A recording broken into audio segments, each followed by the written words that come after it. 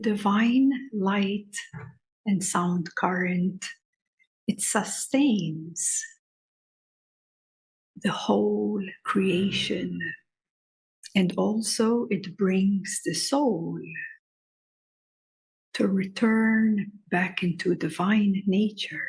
Why humanity has overlooked this divine light stream, because it is at every region of the universe. It exists even in the lower worlds. It exists in duality. It emanates through all the vehicles of consciousness. At the deepest level, at the deepest aspect, what has happened here. And it is because we have accumulated so much throughout the cycles, the yugas. So we're not just speaking here in this one life. So we have gotten used to or behaving in a certain way. And that certain way has now accumulated so much within our conscious awareness. Our focus and attention has given a lot of power to the content of the existence. It has given a lot of power to the five senses. Our focus and attention has gave a lot of importance to the material and to the senses, to these five senses. They have ruled our life. They have pulled us in all directions. And it really narrowed down to this reality of our five senses. We have shifted our focus from the divine light stream into a more gross, into a more tangible world. So your five senses is a world in its own. So the five senses have been really volumed up a lot. It's like when you have a volume of a sound, it's been really, really turned up. And what happens when you have some music on, for example, and the music is turned up too high? You hear nothing else. Why? Because your focus and attention, intertwined with your five senses, have absolutely absorbed itself to the sound of the music. So everything else disappears. You can't hear anything beyond it because that is too loud. So that's just an analogy of explaining what it means that our five senses that we treasure so much as human beings have had too much of a high volume. And we have overlooked this omnipresent, pure light of divine sound current. So in essence, we must realize that when we start closing down the volume of our five senses, we go within. And when we come within, we begin to hear or sense beyond your five senses. We are not using the physical five senses, but the inner ear or the inner sense of feeling and knowing and sensing, it begins to become louder from within. So just as with you, let's keep this analogy of having a very loud music, fully absorbed, your attention is fully absorbed in it as it's very, very loud. What happens the moment you turn it off and you give some time? What happens? Maybe you start listening to some birds chirping outside. Or maybe you listen to some waves of the ocean very far ahead. And if you quiet yourself more, you may hear even more subtler sounds. So the more you volume down your five senses, the more the inner sensitivity of inner awareness begins to grow. So that is the only reason that generally humanity has lost touch from the divine life stream. Once all the external sounds and noises and activities, which are noises, have all closed off, then we enter this divine reality. So, of course, meditation is the key. It's where the true inner work happens. It's how we familiarize ourselves and strengthen that alignment with the source. Because as soon as you start focusing back into the divine light stream, then it's when you begin to unite with it, and then it just takes you up and up and up. So what happens then is something which is immensely so precious and so special in this world. It is very special because so few beings on earth even know about it, even know that it's possible to merge your soul with this divine light and sound current.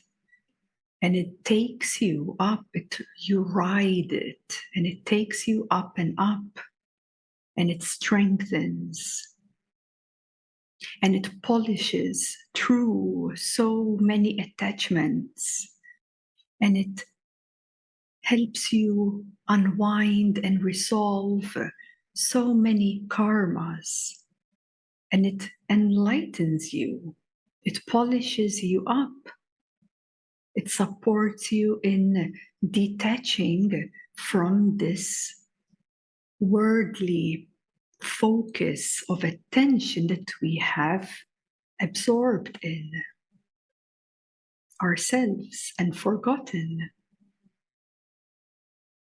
and have overlooked this divinity. So, in other words, it is an imprisonment when we do not know any better. We are imprisoned by our own five senses. And most people don't even know it, not even aware of it. This divine stream into higher and higher consciousness. Because at every level it exists, it is here, and you can tune to it in every region of the universe. You can tune to it at every level, but the sound gets louder and louder the higher in the regions you become aware of. Your soul reaches to the higher regions. The sound of divine, it becomes louder and louder. And that's how it functions. When we shift our focus, that's what it grows. That's what sustains and grows.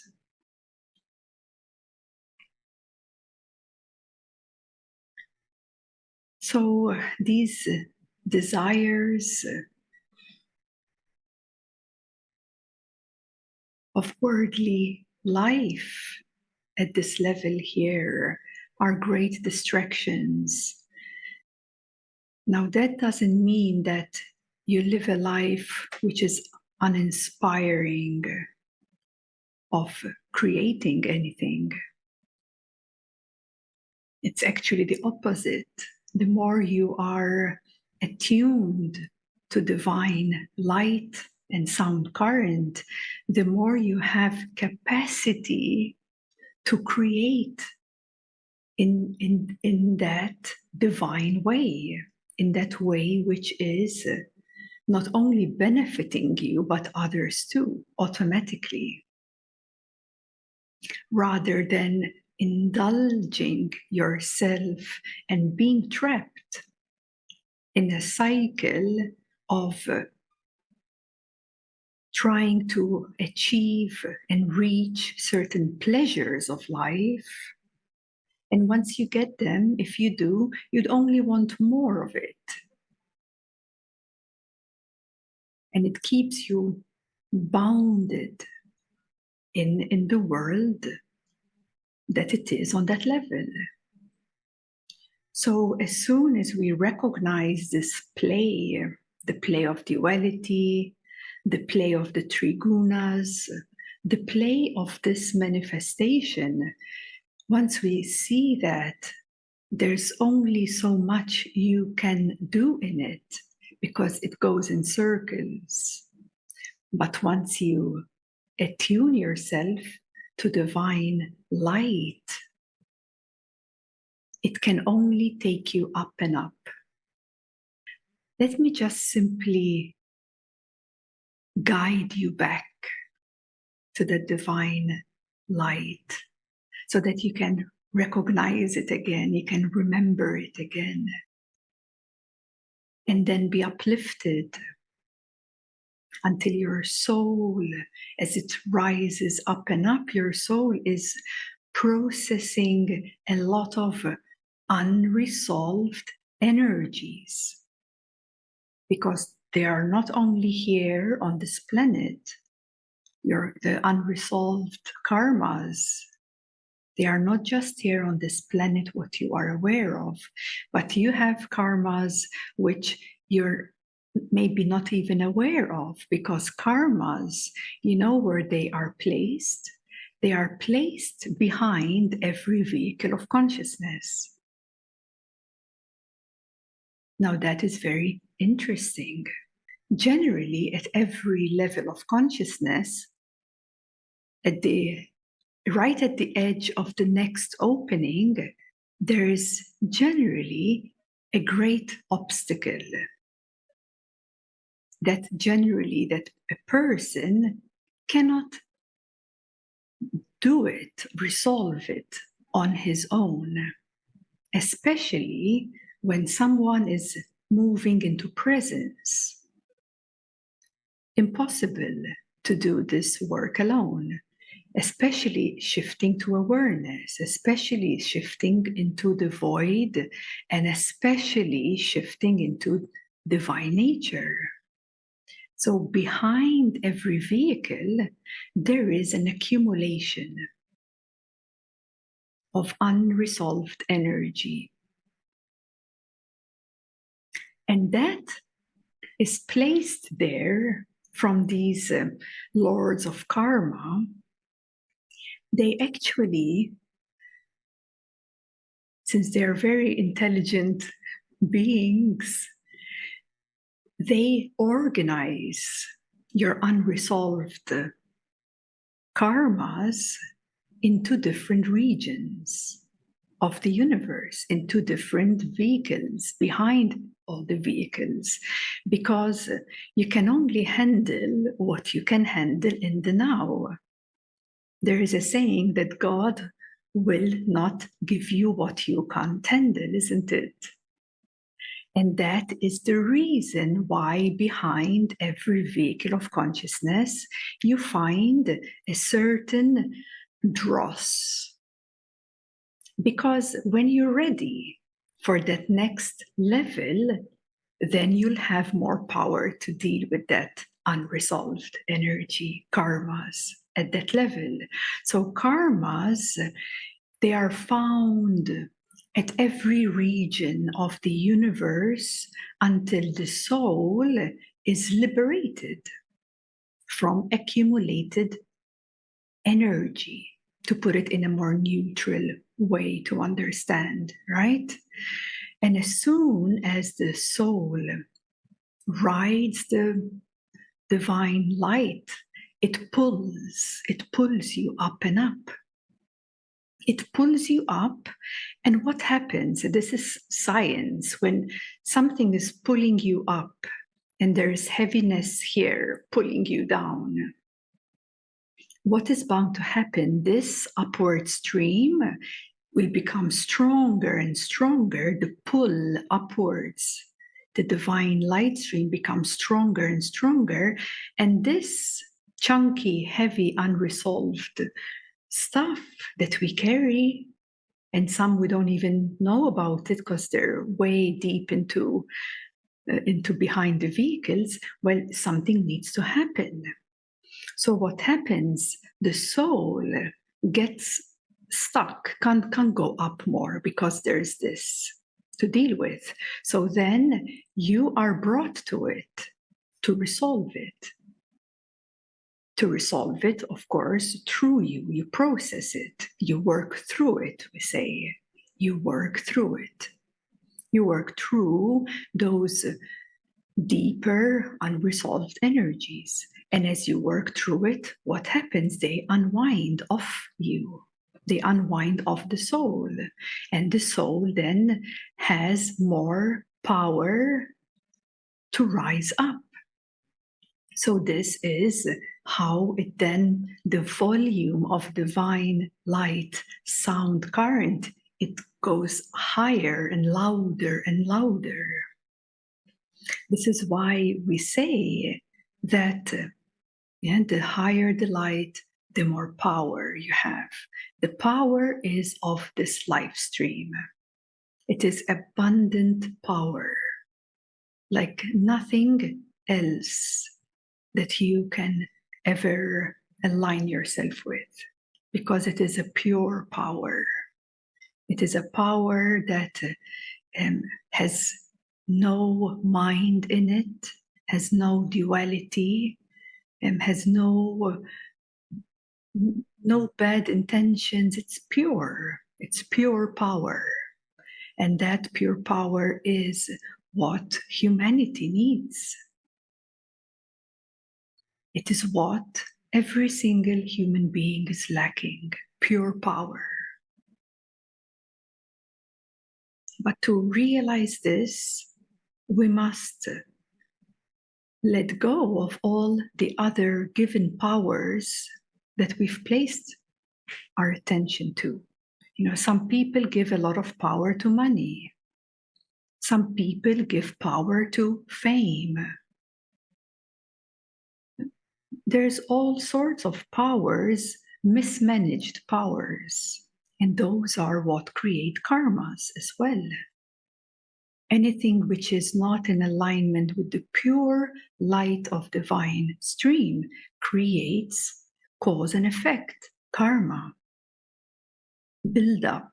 We are just only now slowly peeping out of the dark cycle. But the dark cycle has a good positive to it, because the dark cycle is hitting bottom grounds. And when a person hits bottom grounds, he starts to awaken. So there is a positive note to that too. There is a natural dynamic of how the whole nature of cycles function. There is a deep desire to remember God again. There is a desire to know oneself.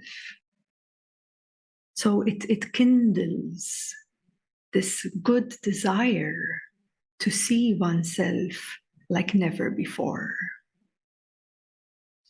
So because we are now slowly coming out of this dark ages, this is how it looks like. Look at the world, look at the people around. Look what you've been going through. Look at all your healing and all your efforts that you're giving.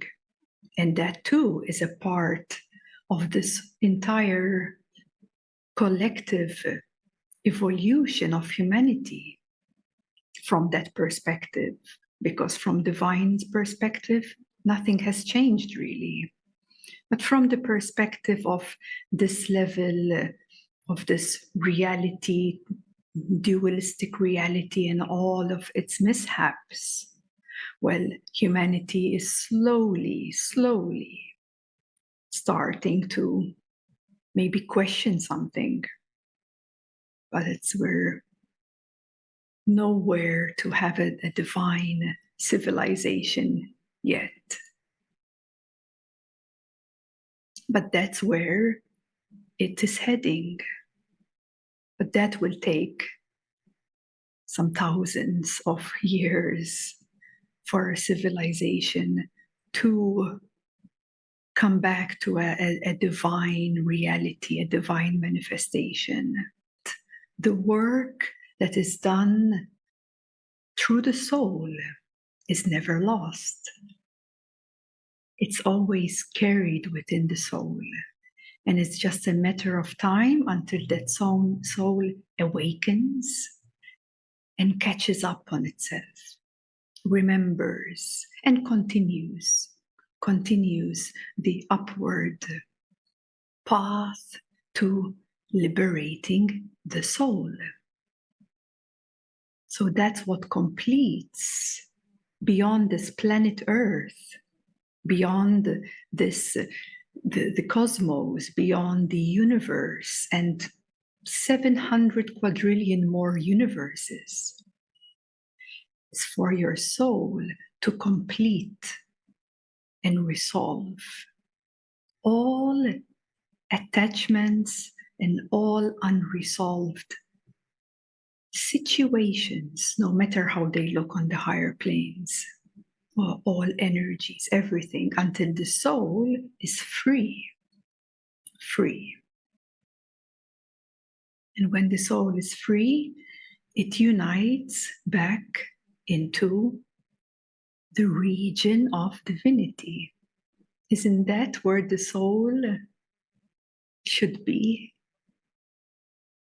After cycles and eras of experience, and the soul has experienced so many different realities.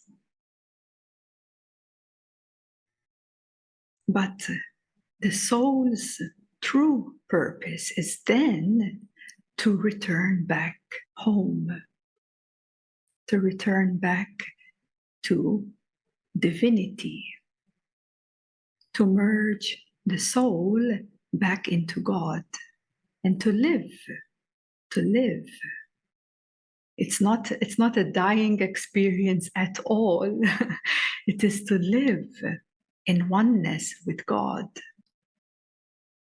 So all your work now, dedicating this lifetime to resolve everything that hinders the soul to be liberated, then I really recommend, when the soul already knows that. But the person sometimes resists. It's the person itself that limits his own soul. It's the five senses of the person that is caging the soul, holding the soul back to progress. And that's why the soul then needs to reincarnate a few other 1,000 times until that person is not resisting. So we are our own enemies. And especially even worse when we ignore that inner voice, that when we receive something from the higher existence, and then it comes to a thought to create something or do something new, but then the fear kicks in and it holds itself back. How many times as human beings, I hear this all the time from people. It could be a new relationship where someone refuses because they're so afraid they're going to get hurt again.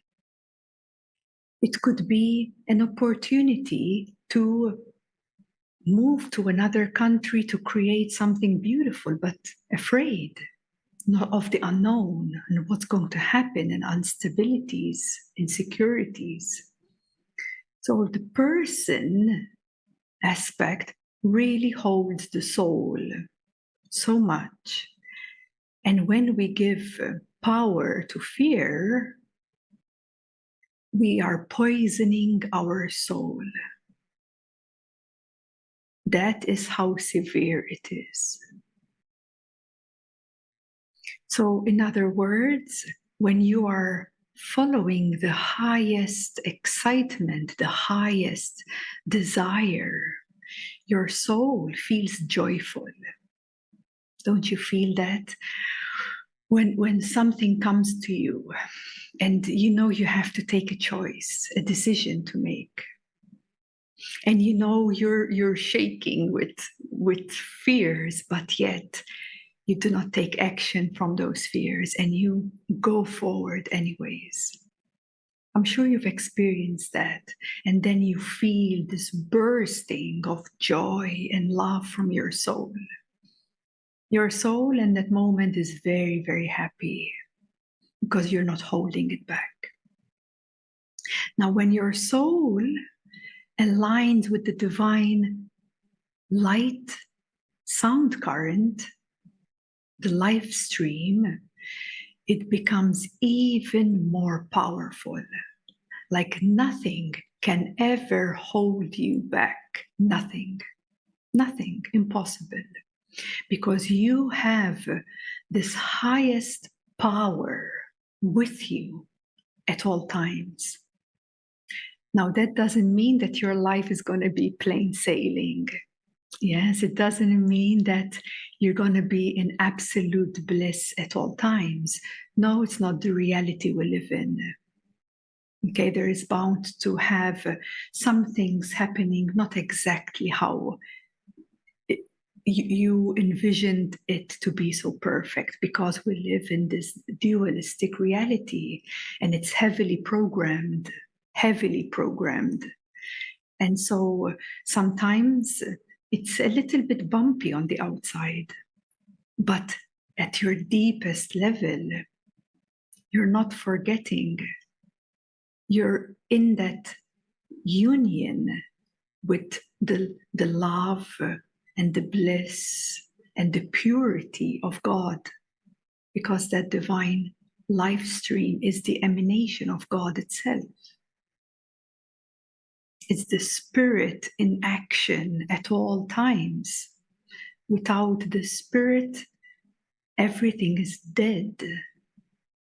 But the spirit weakens in the lower worlds, but it's there. You just need to dig deeper to find it. But this is why it's weakened in the lower worlds. So you need to dig deeper, go within. Turn off the volume of the external, turn off the volume of your five senses. But then the higher you go, it becomes easier and easier. More power of that pure light is with you. Full support. That is how important it is to go beyond the person, to go beyond our own limited ideas and beliefs, conditionings, because it is only that holds us back, holds the soul back. It's called slavery, but many people don't even know it. It's slavery to the senses.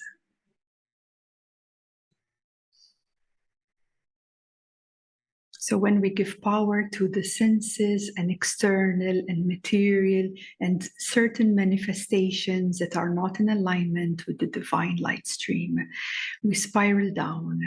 We just spiral down. And this is the result that we see in the world. Now we need to spiral back up. So we go inwards and upwards and start orientating ourselves.